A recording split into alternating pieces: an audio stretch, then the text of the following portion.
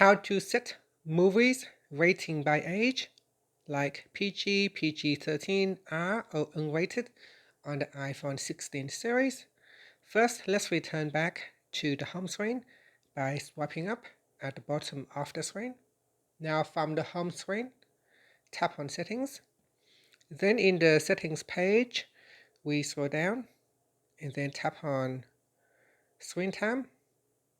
After that, scroll down and tap on content and privacy restrictions.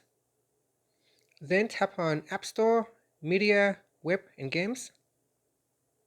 Then in here, we go down and tap on Movies. Now to change the rating for movies, we can then choose NR, G, PG, PG-13, R or rated, and C17 unrated or allow all. So select one of the available options from the list here.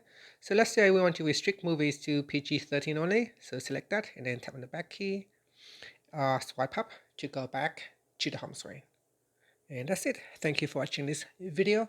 Please like and subscribe to my channel for more videos.